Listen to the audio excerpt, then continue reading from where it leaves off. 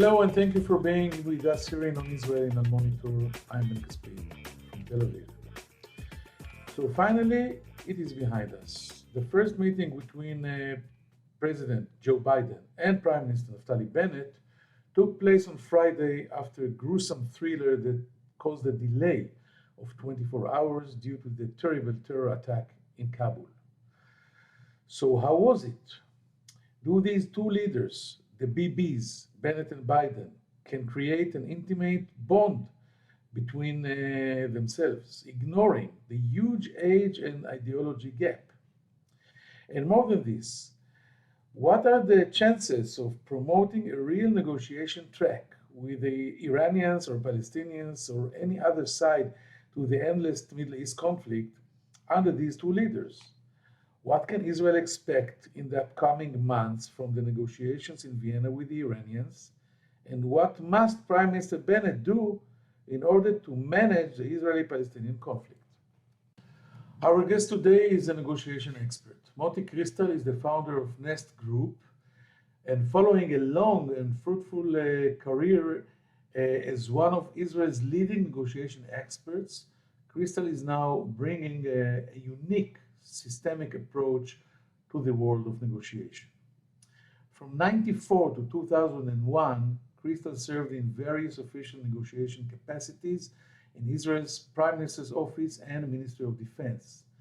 Moty Cristal is a Lieutenant Colonel reserved in the IDF with extensive operational experience in crisis negotiation and lectures worldwide on crisis negotiation and complex crisis management.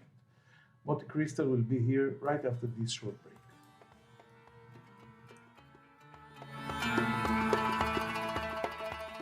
If you're listening to this podcast, you obviously care about the Middle East, and if you do, you should probably be reading Al Monitor. Al Monitor is a global newsroom headquartered in Washington, D.C., with a network of over 160 contributors around the world. Al Monitor offers first-class reporting and analysis from a range of perspectives and an approach that represents the highest journalistic standards, as well as an award-winning commitment to press freedom and independence. If you haven't done so already, visit us at almonitor.com, check out our articles, and sign up for our free newsletters. There's a lot to choose from, including the Week in Review, an essay that offers unusual insights and forecasts into the region based upon Al Monitor's outstanding reporting. And if you haven't done so, please subscribe to our Al Monitor podcast on your favorite podcast platform, on Israel with Ben Caspit, and on the Middle East with me, Andrew Parasolidi.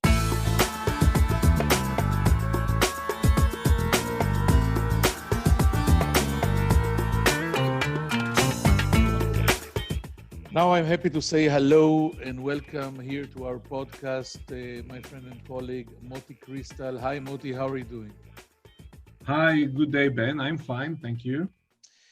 Okay, so we are at last after the historic summit in Washington between Prime Minister Naftali Bennett and President Biden. A 49-year-old conservative, orthodox Israeli Prime Minister is meeting a 78-year-old liberal Democrat American president. And before diving to your expertise and the details where you want to talk about all the negotiations we are facing or not, just if you can, in few words, a general impression from this meeting after it was postponed for 24 hours due to the terrible suicide bombing in Kabul, seeing them sitting there together.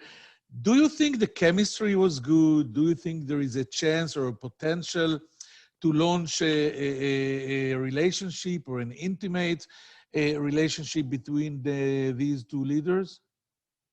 I think that as we seen from the pictures, the chemistry was good because the Israeli Prime Minister Bennett really came prepared and I would say humble.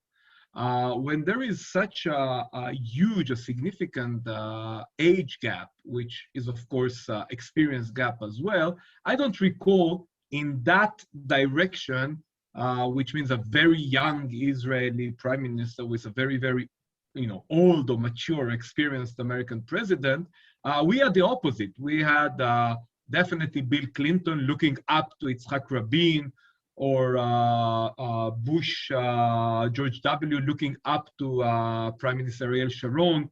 But in the order that we saw here, which means a very, very junior and senior, as my colleague Eran Etzion mentioned, this is something that Bennett came prepared to the meeting, and he really posed or positioned the meeting with a lot of respect to that age or experience gap, which of course allowed President Biden to be the comforting father, or the supreme leader in the good sense, that really hugged his young son.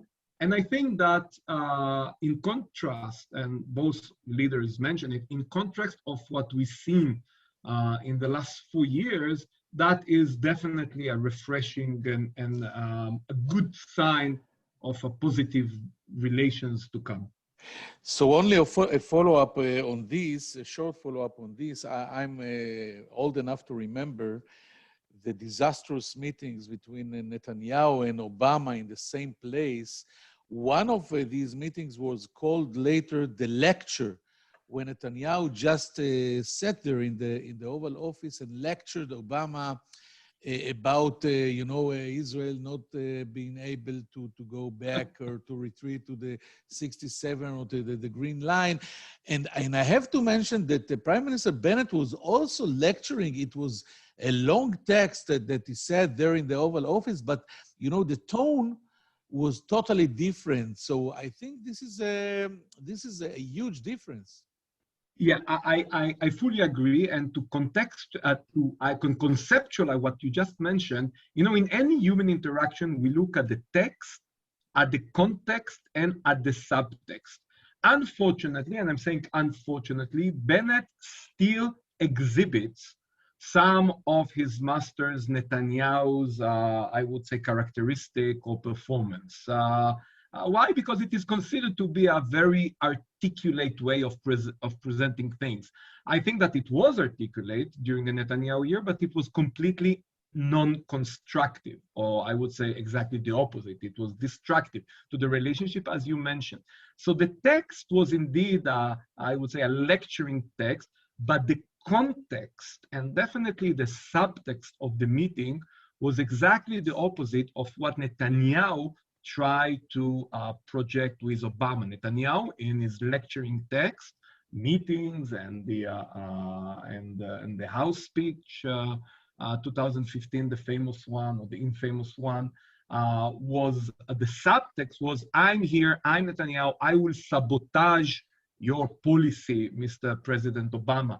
And that was definitely not it was neither the context nor the subtext of Bennett meeting. So Bennett really needs to work on the text itself.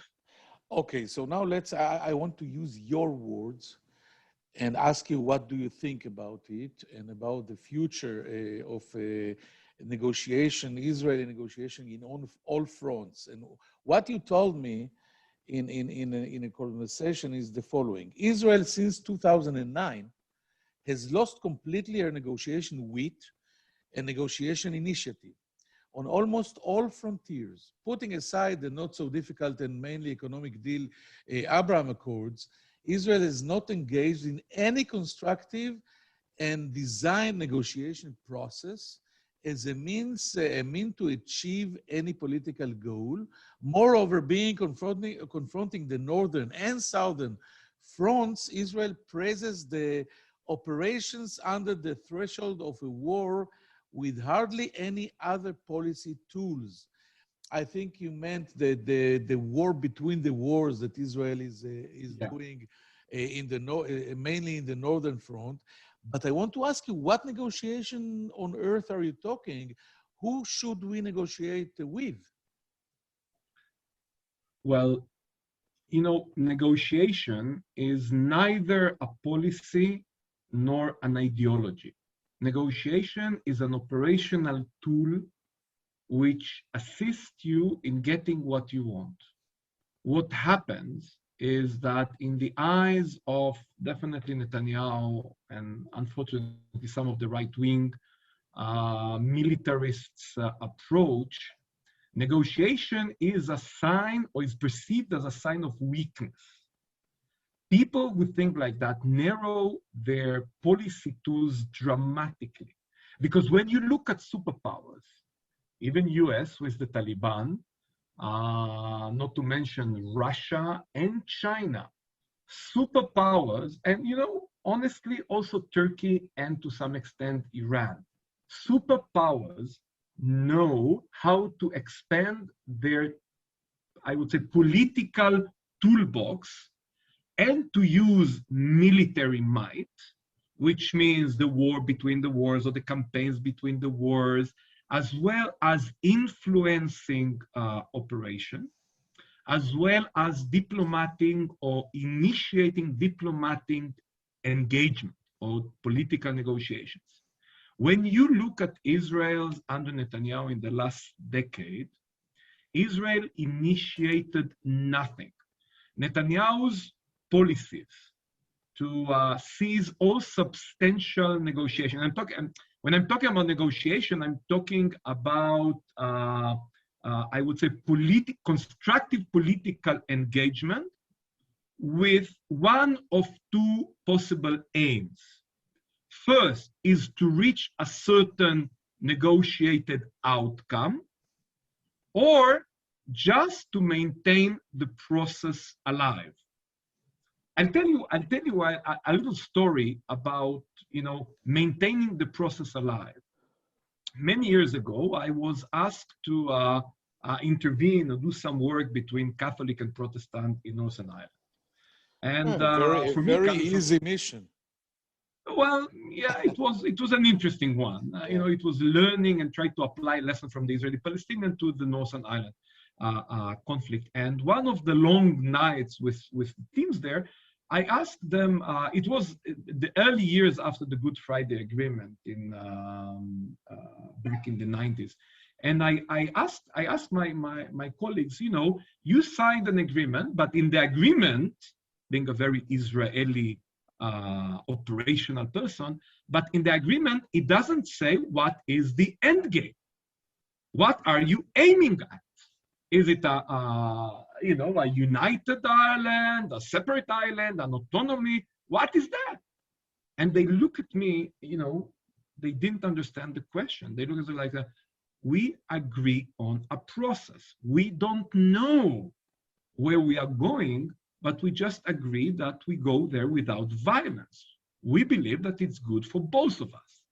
And that was an amazing answer that really reflects the fact that negotiations are not necessary or are not used only to reach a certain outcome, be it conflict resolution, conflict management, ceasefire, hudna, whatever, but also a process to, I would say, govern the very unstable system. The only negotiation that Netanyahu conducted was this bribing Hamas. It was not negotiation. It was a unilateral, I would say, surrender.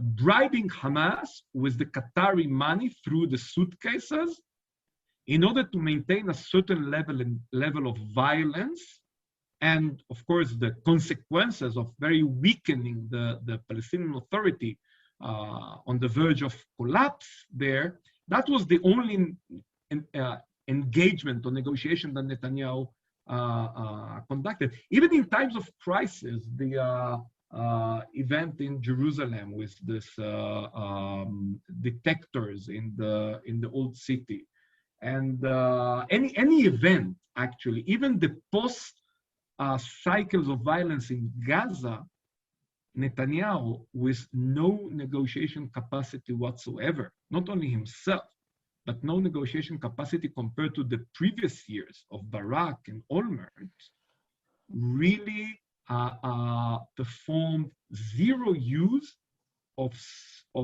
negotiation as a political instrument. With whom to negotiate, you ask But them? Moty, I want Yeah. to make it hard for you in this point because maybe we are, and I'm also a very harsh Netanyahu critique. Maybe we're too harsh with Netanyahu because you forget that if we will take the last 12 years of Netanyahu, between 2009 and 2015, he did conduct several long and thorough negotiations. First, he sent the late President Shimon Peres to negotiate with Abu Allah, and then he went to the London negotiation, London track or channel with Hussein Aga and Yitzhak Molcho and Dennis Ross, and President Obama was involved. And then he went to The Kerry initiative. Kerry, exactly, the Kerry and Martin Indyk tracks that actually swallowed whatever was done in London before. And this is a very good example, actually, to what you're saying. In these years, these 6 years, he managed the crisis. He outmaneuvered all his rivals, including President Obama, through negotiating. Whatever happened later, when he won the election in 2015 and started to believe that he is immortal, is deserting this channel, and then maybe he actually finally lost power. You actually prove my point. I know because I was to some extent involved in the outskirts of these early negotiations. Yes, he understood. He had no intention whatsoever. And if you ask anyone from the Israeli side, from the Palestinian side, and from the American side, Netanyahu had no intention whatsoever. He definitely conducted what we called fake negotiations, but it, as you mentioned, it helped him maneuver and definitely influence in the direction he wanted the Israeli-Palestinian system. In 2015, and when we analyze Netanyahu's policies, we all know that 2015 was the year that he flipped or changed completely. And yeah, maybe it's not a decade, maybe it's just half a decade. And what happened is that in this years, on this time, the Iranian axis became a significant more relevant. I'll give you, and when not using negotiations, I think that the consequences were much more visible in the Iranian northern frontier. In 2015, Netanyahu's strategy was to sabotage the Iranian deal, the JCPOA. Instead of, I was, tried to pursue and to persuade, it was completely failure,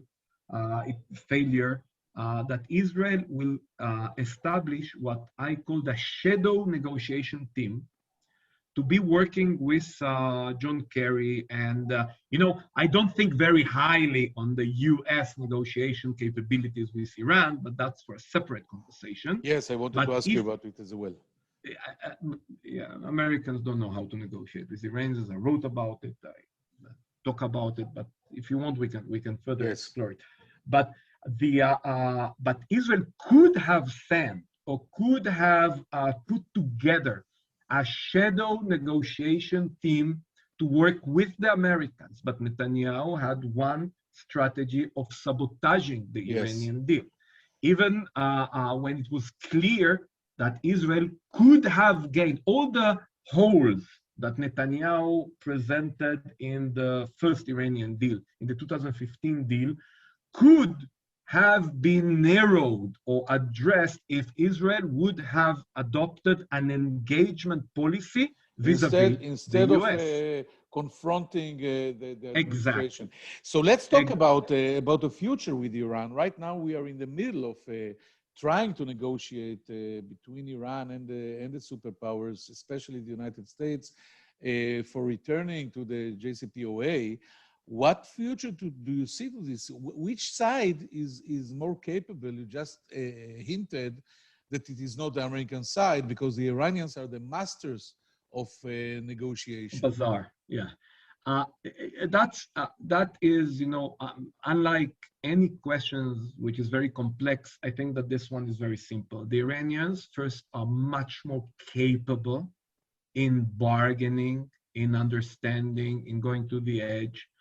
I still remember the Harvard articles about the 2015 agreement that praised the win-win outcome, and Zarif and his colleagues were laughing at this. It was very clear that the deal was okay for the West. It was okay for Israel. I'm not a nuclear expert, but when the majority, I would say overwhelming majority of the Israeli strategists and those people who understand, like Yadlin and Eisenkot and Emily Landau, rest in peace, when they said that the deal was okay, it was okay, but for the Iranian, it was a very good deal. Now the Americans actually coming back, the same team, same people, and they were rushing immediately after Biden inauguration to go back to the same deal. And that was a dramatic mistake, because reality had dramatically changed with the withdrawal from Trump from the deal. The Iranians took advantage of that and really ran to enrich more uranium. I think that it was Amos Yadlin who Channel 12 preached and said Iran today has 10 times more enriched uranium than they had in 2015, thanks to the Trump and Netanyahu policies. And now Biden tries to, I would say, reset the wheel. It's impossible. They needed the Americans to not run, but further use stick and carrots with the Iranian, yes, impose more sanctions, and enter into the negotiations not from a win-win approach, but from a power-based negotiations. I would prefer allow the Russians negotiation, not policy, negotiate with the Iranians, or the Chinese negotiations with the Iranians, rather than giving the Americans. And the Americans understood that actually the Iranians are taking advantage of that American need and urge and attitude to finalize, to go back to the agreement, and of course, play for time. And here is an interesting concept, Ben. The one who has better alternative has more power in negotiations. The no deal today is much better for Iran than for the West, and definitely for Israel. Actually, Iran, in the negotiation, from a negotiation point of view, Iran vis-a-vis the West is exactly as Israel and the Palestinians, negotiation point of view. Israel, at least the right wing, benefits from the current stalemate or status quo in the negotiations, because Israel continue its expanding the settlement and continue rushing towards the one-state solution. So actually, Israel, in the Israeli-Palestinian track, Israel plays the role of Iran. Exactly. You are because making Iranians out of us, if you don't mind. Well, from a negotiation point of view, it's the good. Cost of it's it's a compliment. Depends how do you define Israel's national interest, of course.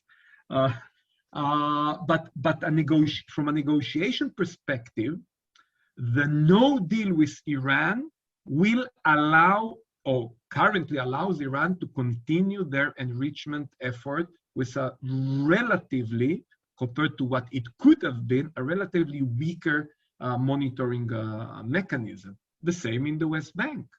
Israel, by doing nothing or not pursuing any political negotiations with whoever they want to negotiate on the Palestinian side, Israel believes that it works in her favor, according to Bennett or Saar or the right wing. But when there is a stalemate in the negotiation, I would say the word status quo is a misleading word because there is no status quo on the ground.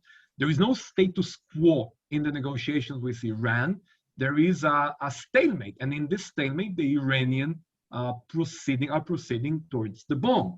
And in the Israeli-Palestinian front, there is no status quo in the West Bank. There is more and more, I would say, land grab and expansion of the Israeli settlement there, and diminishing rights of the Palestinians, and that create, as we saw, a very fertile land for Hamas.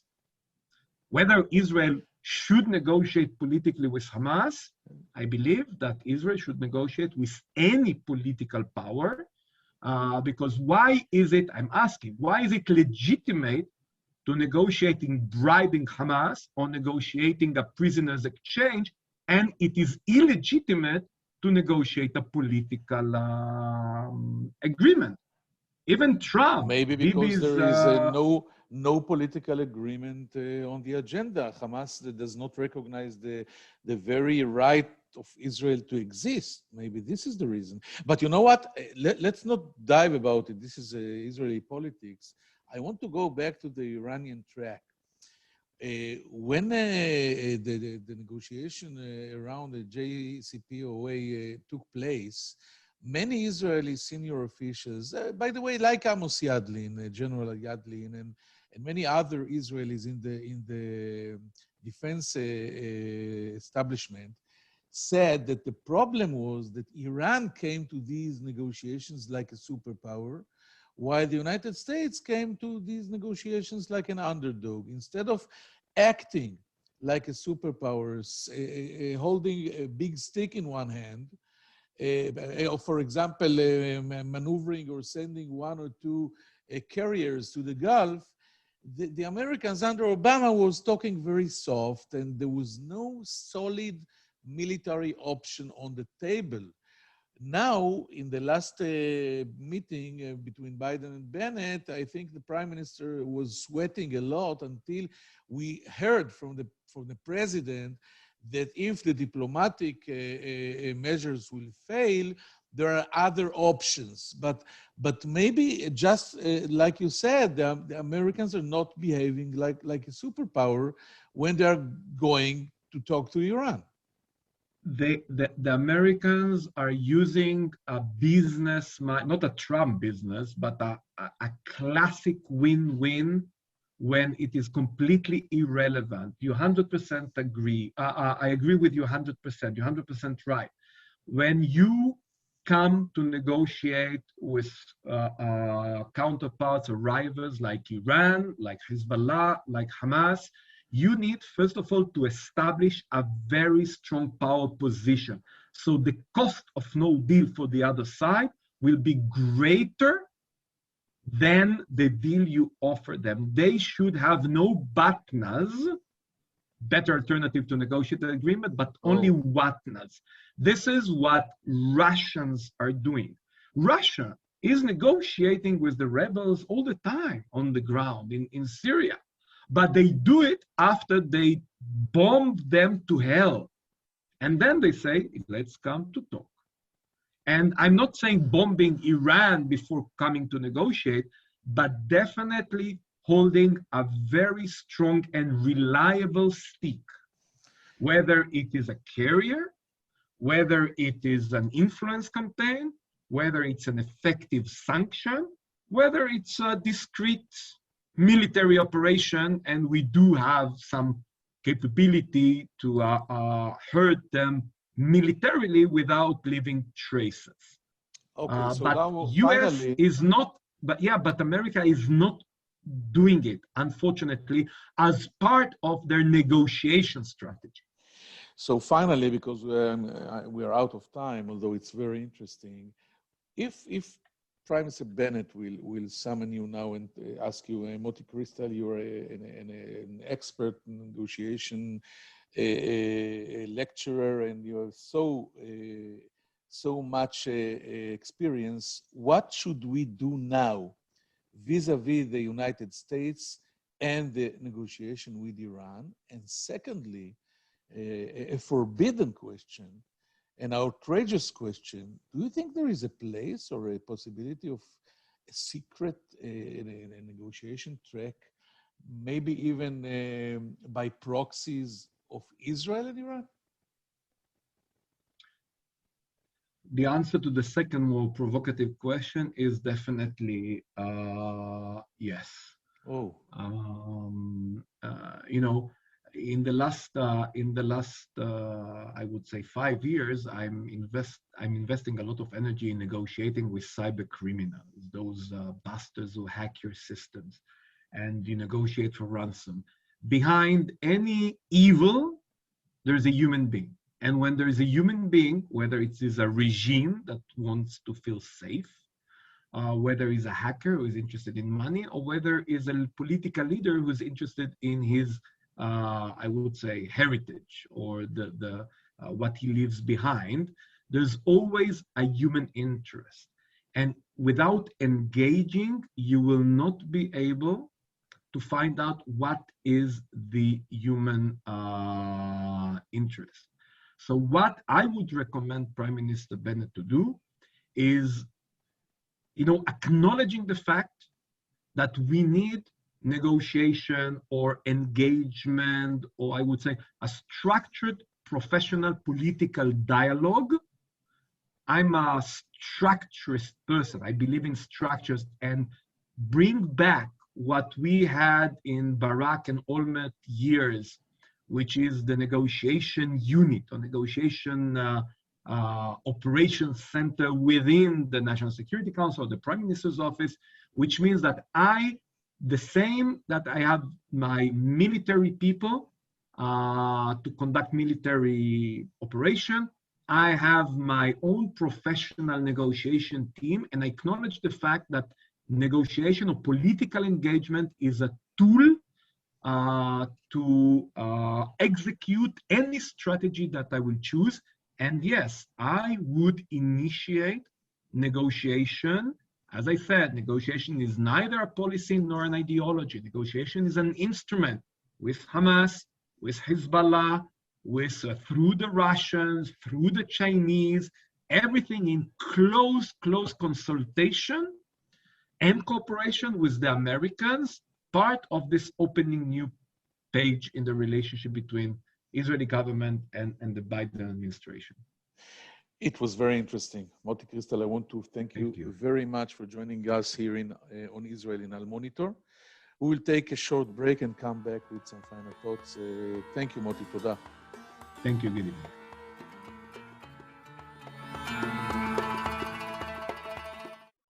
I'm Andrew Parasolidi, president of the award-winning media news site Al Monitor, where we cover the Middle East with some of the best reporters and columnists anywhere.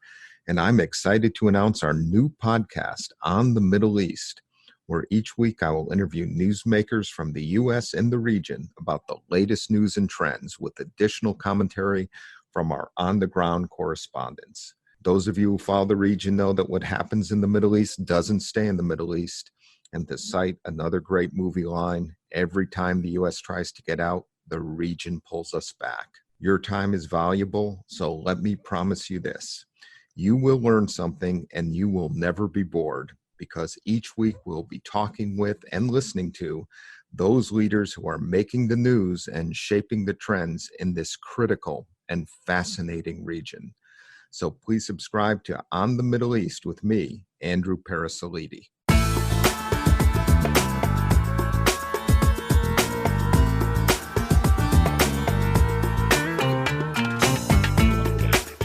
Thank you for staying with us. Moty Cristal is praising the new approach of the Israeli government under Naftali, Bennett, and Yair Lapid, avoiding an all-out diplomatic war with the American administration, learning from the acute mistake of Benjamin Netanyahu that preferred a confrontation with the President Obama instead of trying to use negotiation as a managing tool and recognize the power of process. The surprise of this conversation came in the end when Cristal, who is close to some guys in the Bennett team and spent many years in the IDF special negotiation team, said that Israel should not rule out anything, including trying to negotiate even with Iranians, directly or through mediators. Behind every evil, said Cristal, stands a human being. I hope you found it interesting, and I hope to see you here next Monday in Al Monitor in On Israel. I'm Caspit from Tel Aviv. Take care.